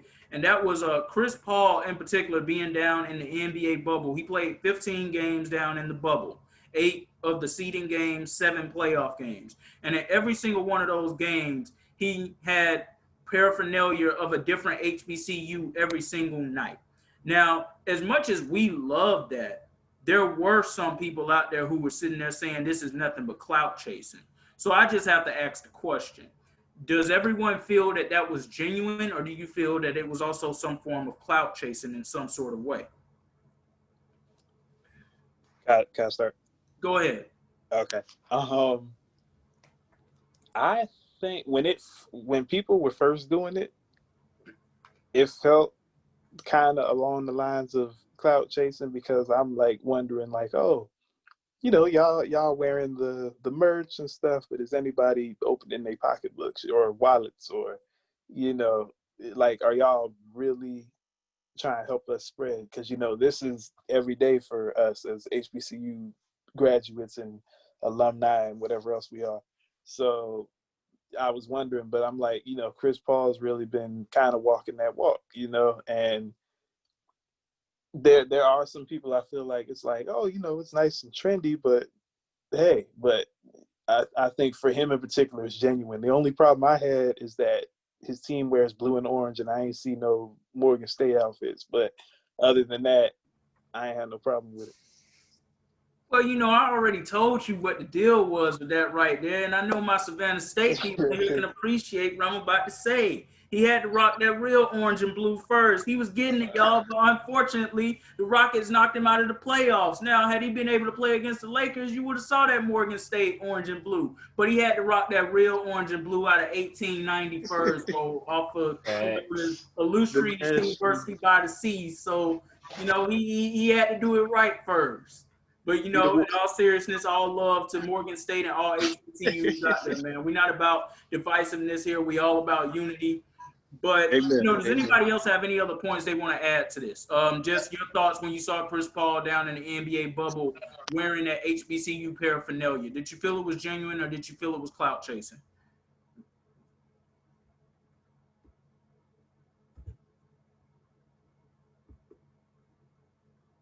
Dolph, let me go to you. You could say, for like Devin said, to start, it could have been clout chasing, but I think that's something that a lot of athletes are really starting to push now. Getting the younger generation to see HBCUs in a different light and start to elevate HBCUs. So I from Chris Paul, when Chris Paul speaks out about things and does things, it's normally genuine. So for me, I believe that was just a genuine statement, and I think it's more to come from him. And I want to go on record and say now, too, that I believe it was a genuine statement, too. Look, we saw how he handled every one of his post-game press conferences. He always was sitting there bringing awareness to some real-world issues, even though he was being asked basketball questions. Now, he would answer questions pertaining to the games that he had just finished playing in, too. But he made sure that he used his platform to bring awareness to those real issues. He spoke about Breonna Taylor. He spoke about George Floyd. He spoke about Jacob Blake. He spoke about all these different things that have been going on in our world this year and that have just been going on in general for way too long, over 400 years now. So I definitely believe it was definitely a genuine stance that he was making right there. Lawrence, let me get your thoughts on this, because we had some interesting conversations about this off camera as well. What Chris Paul was wearing? Yes. I mean, I felt like it was amazing. Like, I love to see it because it brings the representation that is long overdue, especially with them being in the bubble and how big fashion has really grown in the NBA. It's really like all eyes on me type of moment when they're walking down the ramp. And so for him to be able to tribute HBCUs every single time he stepped out, not only on the court but off, was really amazing to see in my eyes.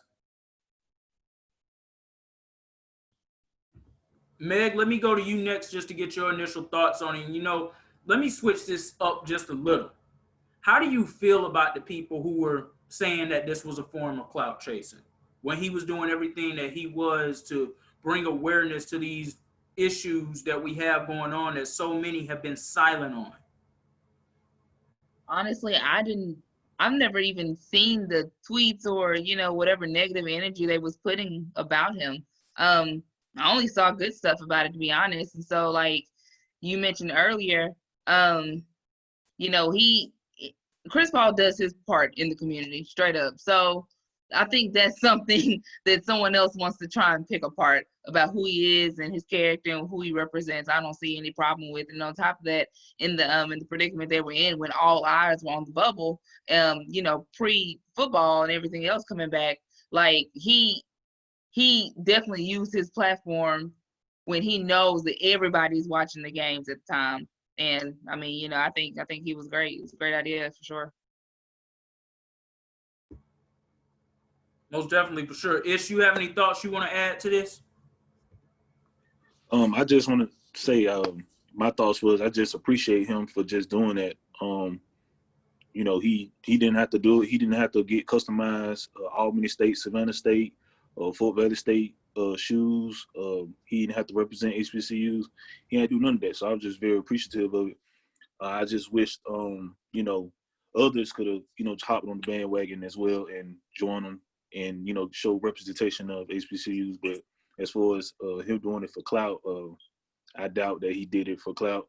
I think he did it, you know, to show that HBCUs are permanent in America, especially in sports. And I just, you know, if I could, I wish I could just shake his hand for it. Most definitely. I definitely agree with you there because, listen, when we saw that Savannah State, we were retweeting that. We were liking it. We were showing him that love back for showing us that love that he showed us. And we saw students who either attended or graduated from other HBCUs. They were doing the same thing in return. Just felt good to have somebody on the top platform like that really showing us that love, man, because we haven't seen it for quite some time from some of our top celebrities and top athletes that we have. Now, with that being said, and Meg, you and some of the others, you spoke a little about this, but I'll go ahead and I'll ask this question too. How well do you believe the message that he was trying to get across is going to resonate with the younger up-and-coming generation when it comes down to their selection process and them taking HBCUs into more consideration when they're going through their process? I think it's great that Chris Paul was at the forefront of that to even help stir that conversation among like players who are in their decision-making process. I think he played a big role, and I think it even like brought some HBCU names. You know, it's like, unfortunately, we always hear the same names. You're always going to hear Howard. You're always going to hear those other schools, the bigger schools and the conferences as well, but you're not going to hear all the time about the small HBCU schools. And then Chris Paul kind of tried to, as much as he could, of course, but tried to maximize as many schools as he could every game day to maybe bring up some other schools that, like I said, nobody has heard about. So I think he hopes, you know, he's led the forefront with. I think that's something that we're going to continue to see with him for sure, but I hope that we do see it with other players as well. Now, Dolph, I'm going to go to you next because you being a former student athlete at an HBCU, let's go back in time. Let's go back to around 2012 and 2013 when you were preparing to make your collegiate decision on where you wanted to run and be a part of a track and field program for the next 4 years. If you saw Chris Paul do something like that, even though it's a totally different sport than what you're doing, but I know how you feel about CP3. If you saw him do something like that back then, would it have influenced your decision even more to want to attend an HBCU? Yeah, what you see the a influential person, you know, promoting, you know, smaller HBCU schools, it would definitely be something like in that moment I would say, okay, you know, let me think outside of the box of your conventional SEC schools, something like that, and look into these HBCUs and see what they're about, see what the track programs are like. So it definitely would have opened another avenue for me, being Chris Paul being one of my favorite players. It definitely would have opened another avenue for me. And let me go back to some of my non-collegiate student athletes right here more so in this conversation too. Let me go back to Dev on this one. So we're all NBA fans here. We're all basketball fans here. You see one of your favorite players doing something like that, even though you don't play the sport, does it influence you even more to want to go to an HBCU just because you see one of your favorite athletes, one of your favorite celebrities, somebody who's on a top level platform doing something like that? Yeah, I think it would, because this is almost the same as in the 90s when like every black sitcom was this is essentially replacing that. Like, on Fresh Prince, you see somebody wearing a Morehouse or Morehouse or Morris Brown, which is, so this is the same thing. It's just replaced with sports, which are even more accessible than some of those shows where, like it's sports, it's even more, because like a sitcom can get canceled after one season. Sports are, as long as there's not COVID, sports are here every year. So it's like, if you're seeing that constantly, and then now you're seeing like top flight recruits like Makur Maker, because his commitment happened first, and then the Chris Paul thing happens. So you're seeing this stuff back to back to back like this, regardless of the sport. You're gonna, at least at the bare minimum, do some research, like what school, what is that, and then that brings exposure on its own, So yeah, I think, and then he wasn't just doing it during games. He would show up like, like Lauren said, the fashion before the games. He show up in like a Howard jacket, and I appreciate Chris Paul even more, which is why I think it wasn't clout chasing, is because he was doing it for the Savannah States. He was doing it for like Johnson C. Smiths and, Alabama A&Ms, and like, these schools that aren't Howard, that aren't Morehouse or Spelman, that aren't the big names, like some of the other ones would only do Howard, or they would only do we love those schools. We still do. No disrespect to any other HBCUs, but it's over 150 of them in the country or something like that. So when Chris Paul is wearing a new one every week, and that's why I kind of wish they would have advanced, so you can see a few more, like, that means something, So I feel like it could be the modern day 90s sitcom. Like, this is the way that they're going to keep those traditions up. Sure. Let me bring Ish back into this conversation really quickly, and then we're going to move it over to Lawrence. Ish, you being a former high school athlete, you see one of your favorite players in whatever sport it is that's repping HBCU paraphernalia, and they're doing it continuously. Does that have an influence on you, or are you already like, yeah, I already know where I want to go, and I'm going to stick to my guns on it? Back then, my mind was to go play for Georgia. I grew up watching Georgia. Always been a Bulldog fan, so my mind was set up playing for Georgia. I think the reason why is because of exposure. When HBCUs don't have that opportunity to get that much exposure as the PWIs have. So if my ultimate dream was to make it to the NFL, and that's what I wanted to do, then yeah, I saw my favorite athlete went to HBCU, but still most of the athletes that got to the NFL went to a PWI. So my choice would have still been to go to Georgia. Okay, and I definitely understand that perspective there. But Lawrence, let me bring you into play here, because I know that from the conversations that we've had, culture has a big influence when it comes to you.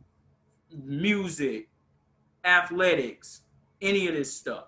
So if you're seeing one of your favorite celebrities, one of your favorite athletes doing, just repping all of this different HBCU paraphernalia, does it have an influence on you even more to want to go to an HBCU, whether you had a desire to do that or not?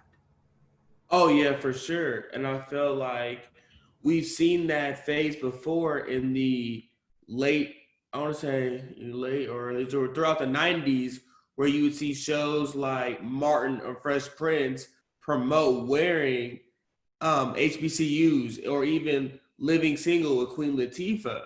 And so when you see somebody who in her situation, who was running her own firm, but also took the time out to have a wardrobe that they respect, that makes it appealing. Like, you watch it as a kid and you're like, wow, like I could be that person. And they started at an HBCU. And so greatness does come through. So I feel like it is huge to see that. And I wish that more celebrities in that position would take advantage, at least the Black ones. Most definitely, for sure. And does anybody else have any other closing comments they want to add before we go into the next point of this convo?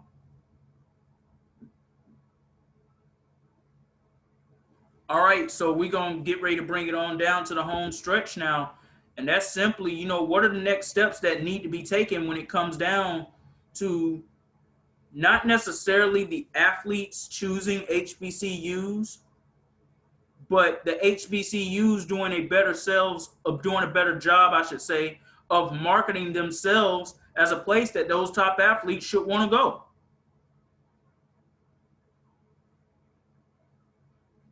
Dolph, let's start it off with you.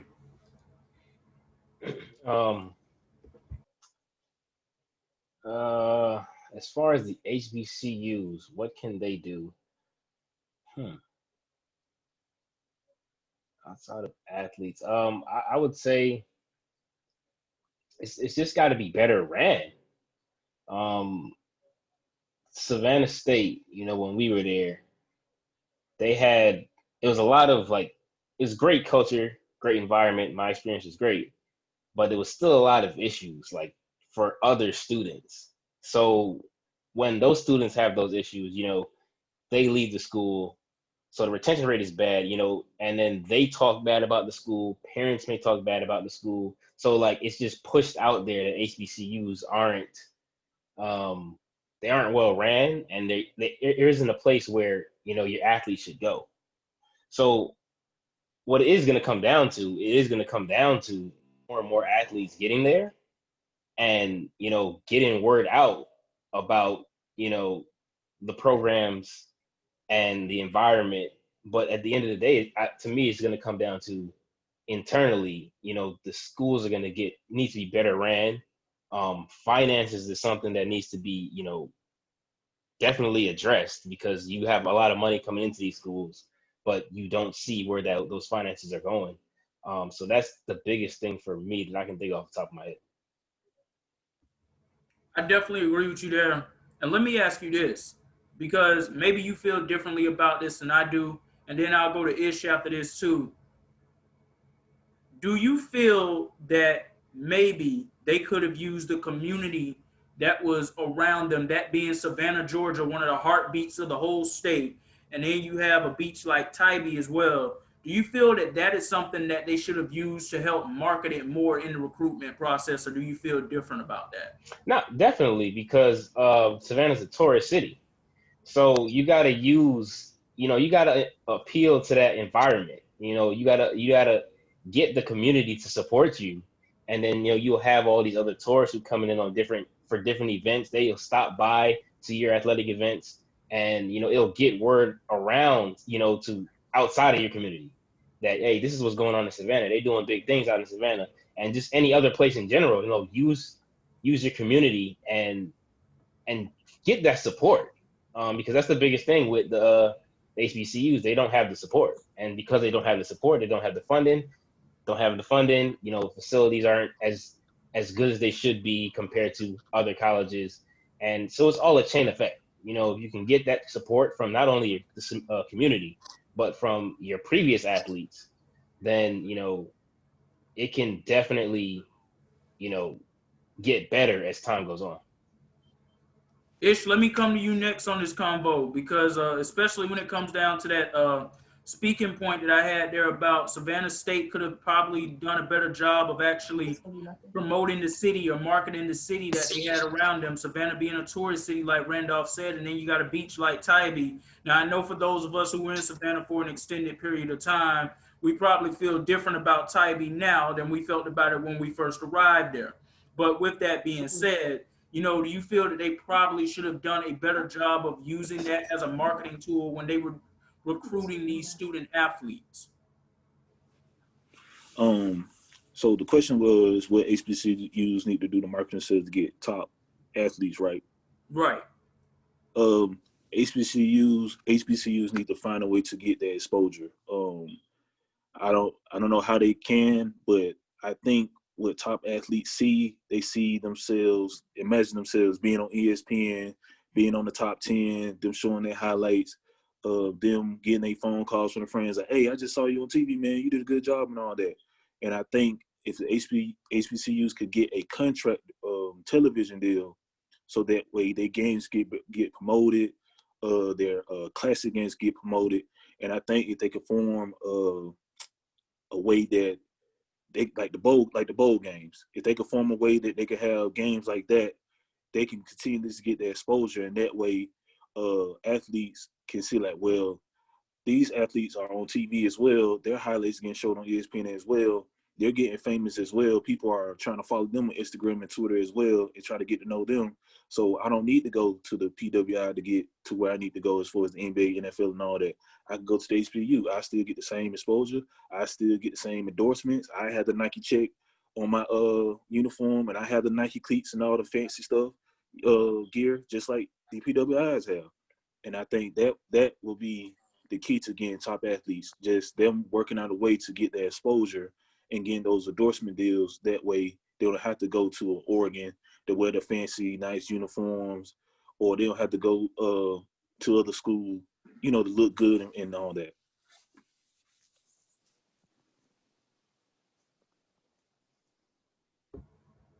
Dev, let me come back to you next on this point about just how you feel HBCUs can do a better job of marketing themselves to these top athletes. All right. So I got maybe a couple ways, but the main one, and it may sound kind of like, it may not be as straightforward as I'm about to say, but you just got to win on the field. I mean, or the court, or wherever it's at. I mean, when it boils down to it, people are not going to go to programs that don't win. Like, I mean, I don't care how much they trying to do it for the culture, whatever. People are, especially now, like a lot of kids come up like trying to get to that next level. And if you're going somewhere that's not winning, they're not going to do that. So, I mean, I keep bringing them up, but like North Carolina A&T, FAMU, Morehouse went undefeated this past year in football. Like, when you win and you see A&T especially, I mean, the last 3 straight years they've been on ESPN on the little Celebration Bowl. So, Tariq Cohen got drafted. Daryl Johnson, the defensive end, he got drafted. Brandon Parker, the offensive tackle, got drafted. Like, I mean, you are consistently not only winning, but you're getting on ESPN and you're getting guys in the league playing on like good teams. Like Cohen is a Pro Bowler, 2-3-time Pro Bowler, and they're doing stories on him, and he's talking about A&T. So that's like the boomerang effect. Like, so winning at the end of the day cures all.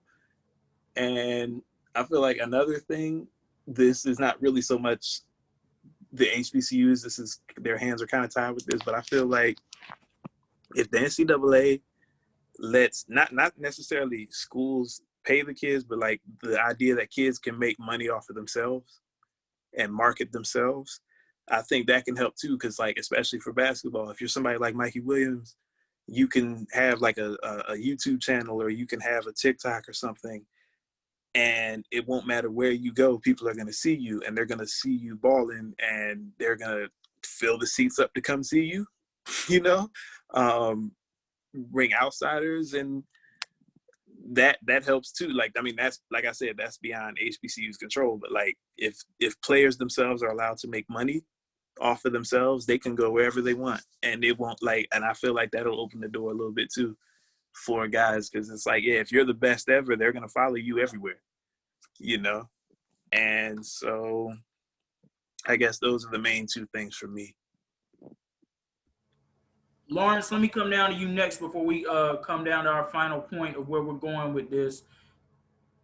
What are some better ways that you feel that HBCUs can market themselves better when it comes down to the recruitment of these top student athletes? Well, I feel as if though you got to get some type of form of televised games. I thought that's a hot thing that everybody wants to be able to say, like, you want to be able to tell your people to, like, look at me, I'll be on TV. Everybody likes that, like, gratitude from the sports side of things.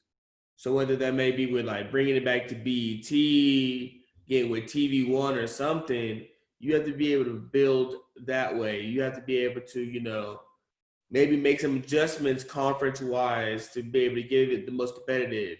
Bring back classic games like Morehouse Howard and other great games and start new ones. That way you can really have something to like grow and build, but doing the same old recipe isn't getting anything done. All right, and let me go into my final question really quickly. Does anybody else have any other comments they'd like to add to that? Oh yeah, one more thing.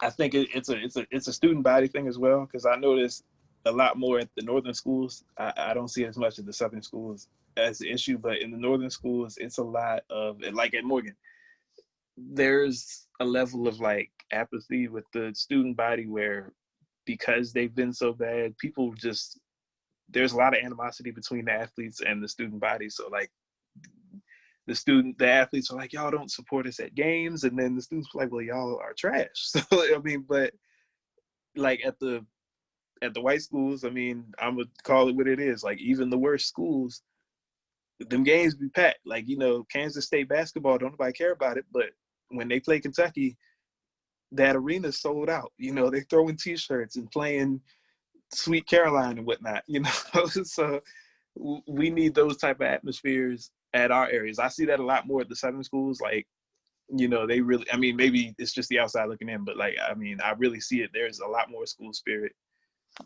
You know, that's something that athletes notice. Like, oh, am I going to be playing in front of, is it going to feel like a scrimmage when I'm playing? You know, you don't, they notice that type of stuff. So that's something else too, that I don't know how that fixes itself, but that's something else.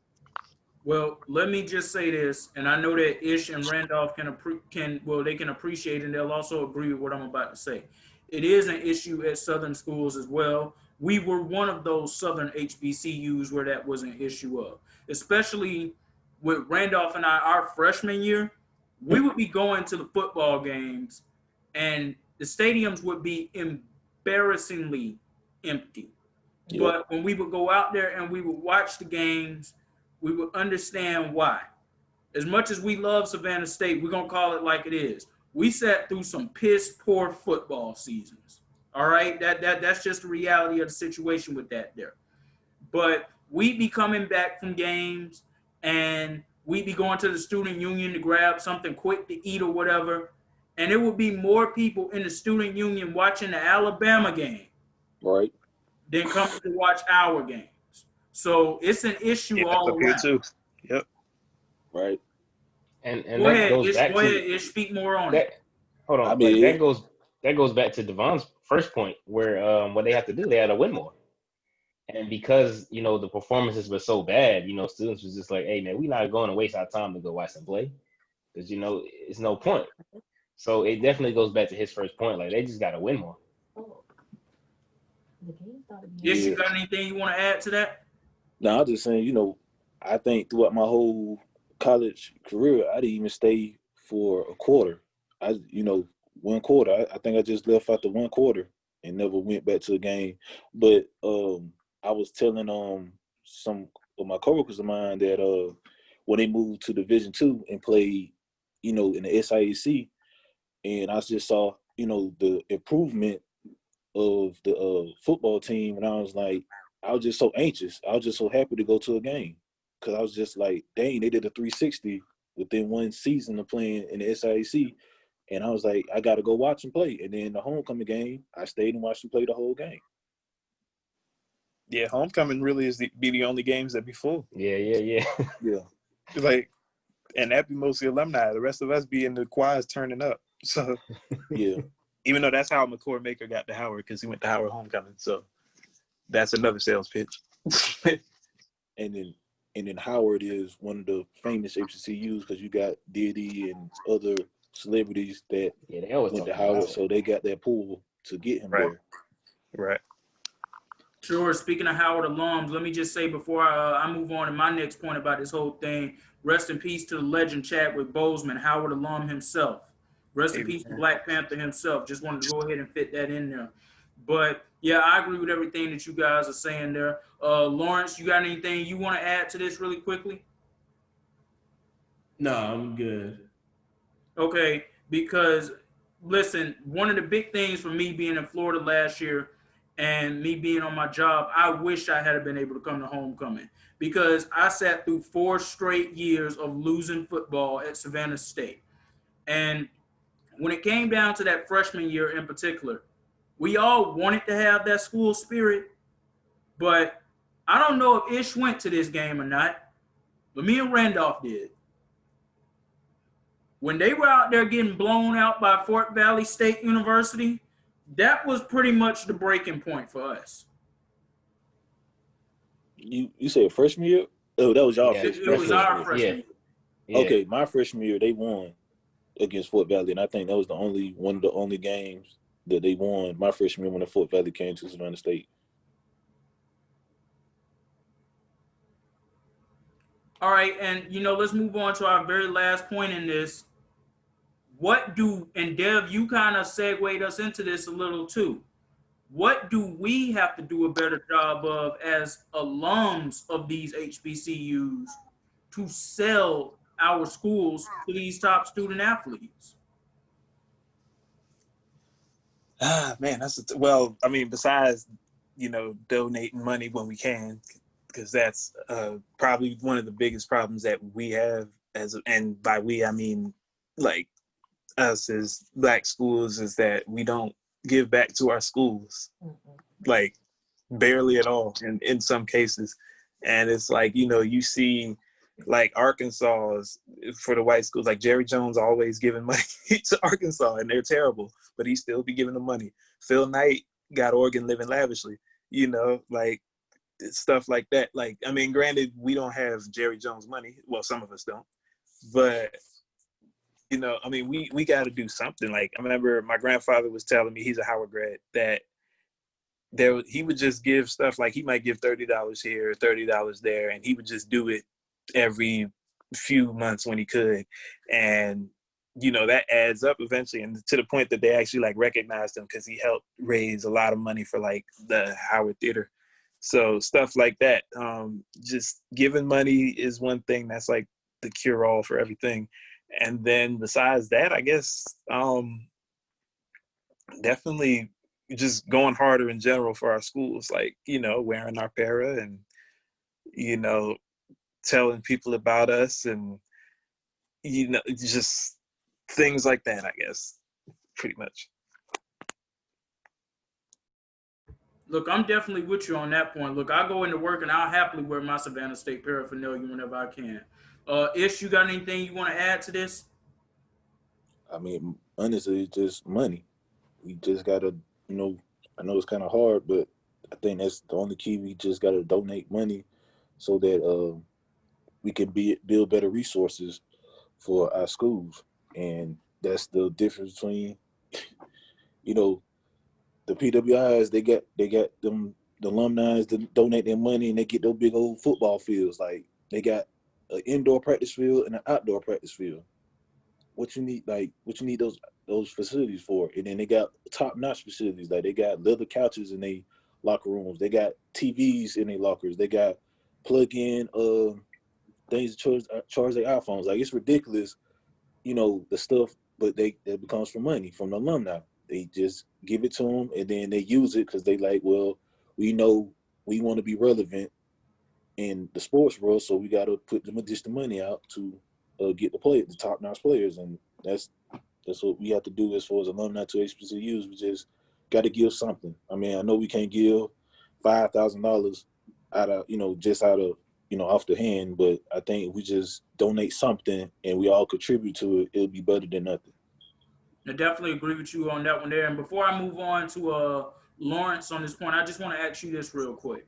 You remember going to SRPI as a student in JMC, right? You asking me? Well, I was waiting to see if Ish was going. All right, you know what? Ish, you back on? Yeah, I'm back home, bro. All right, let me ask you this question real quick. You remember going to SRPI as a student in JMC, right? Yeah. Do you know who Miss Serena Garcia is? If I would see her face, I would. She is the light-skinned lady who would always come in there with the gray hair. Right. All right. She was one of the biggest people who would always make that point that you just made right then and there to us as students. And she wouldn't always necessarily be nice about it. She'd get that point across the best way she could. And she'd say, if y'all want to keep being able to come to homecomings, if y'all want to keep being able to come to gatherings like this, you better start giving this school some money. Right. I mean, of course, because it costs to, keep everything up, and it costs to just get stuff, period. I mean, it's like, and like the state want to fund it, to the school. I mean, we have to donate and do our part as well. And I mean, I think that's what's lacking as far as athletes coming to HBCUs: exposure and the funds to get their attention when they come, because they go to Georgia, they go to Clemson, like they go to these top PWI schools, and they just so fathomed by the locker room. Like, I got a TV in my locker, I could just chill. I got a Bluetooth speaker that I could hook up to my phone, and I'm sitting on the other couches relaxing. And I got everything. Like, I got hot tubs. I got, like, my cousin at Clemson has a massage therapist. His own personal massage therapist that he go see after practice, and they give him massages. And the alumni, gives their money out for them. They have that. And this is saying a lot for a program that really was not one of the top programs in the nation until like maybe around 2014 when Taj Boyd was there at quarterback. And then, of course, Deshaun Watson and Trevor Lawrence, they've taken it to another level. Yeah. But one other thing that I'll say before I move on to Lawrence on this point, just to add a little on to what you're saying or to just add more to it, it also would really help at some of these schools, in particular these HBCUs, if some of our famous alumni would at least show their face once or twice out of the year. That would really be helpful. Yeah. Lawrence, let me go to you on this point. What do you feel that as a current HBCU student and a future HBCU graduate that we can do a better job of as far as pushing, marketing, and endorsing our schools, our alma maters to these top athletes so we can try to help our programs out the best way that we can? I would say that it's kind of like understanding that our schools are vastly understaffed and understand that they are at times mostly overwhelmed with work, and not just necessarily trying to donate one day, but because you couldn't get a hold of this one exact person, giving up on the whole plan. Sometimes it's having to like mail it in. Sometimes it's having to find a way, not just say like, oh, well, they're closed. I'm just not gonna mess with them. But then complain or be disappointed when it's time for your class reunion and it's not all glit and glam. So I feel like we do have a responsibility to help those coming beneath us, so that way the schools are better than how when we first got there, if we're going to do a service to our people.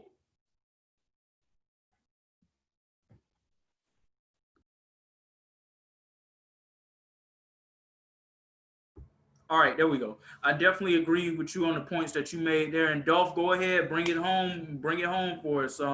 What do we need to do a better job of as graduates and as alumni of these schools to push our schools onto these top student athletes, let them know, hey, this is the place to be. This is one of the places you should really consider coming to. Yeah, one of the biggest thing everyone has said is donating. Like they've said before, it doesn't have to be a lavish donation, but it all adds up at the end of the day.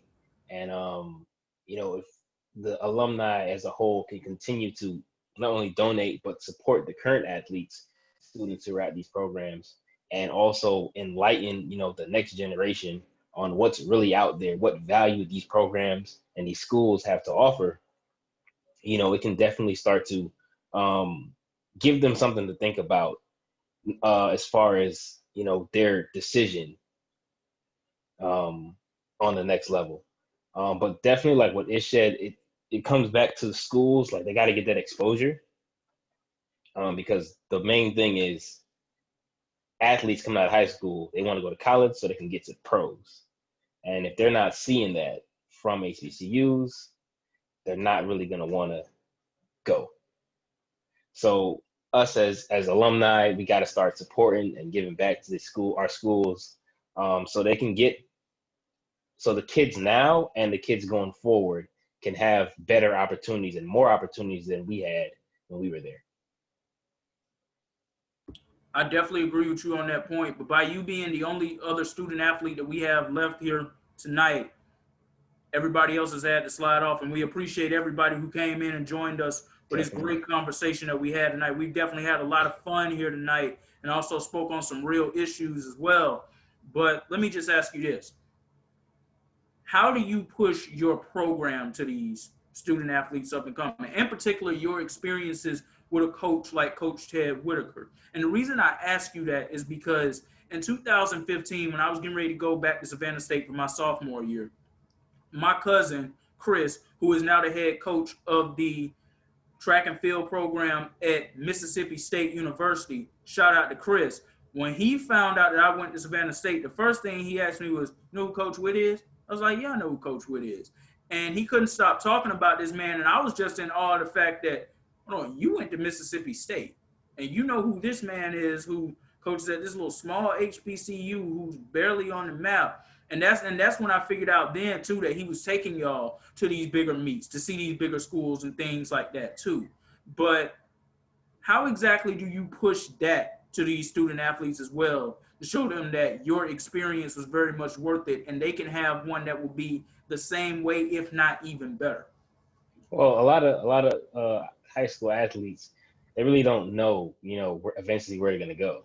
And, some of them who may not have offers, it's kind of just they applying to different schools and just see wherever they fit in.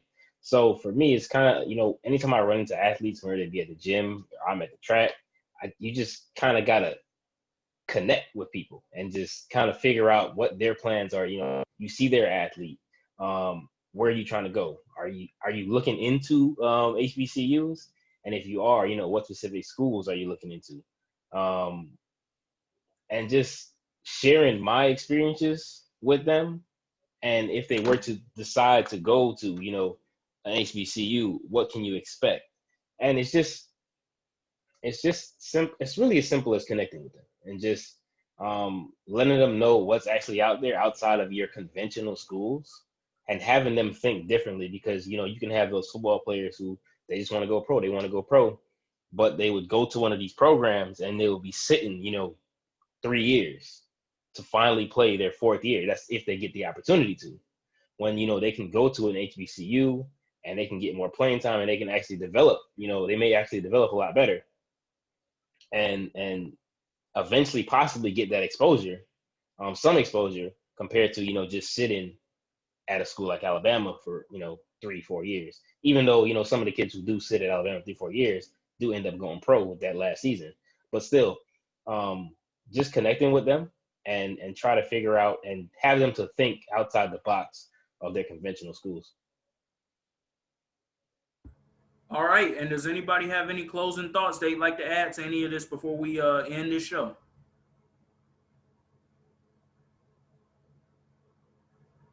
All right. Well, if not, shout out once again to everybody who joined us tonight.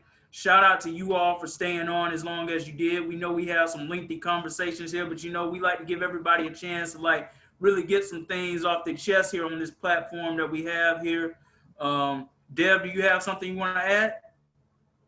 Well, no, I just wanted to shout you out for having this conversation and,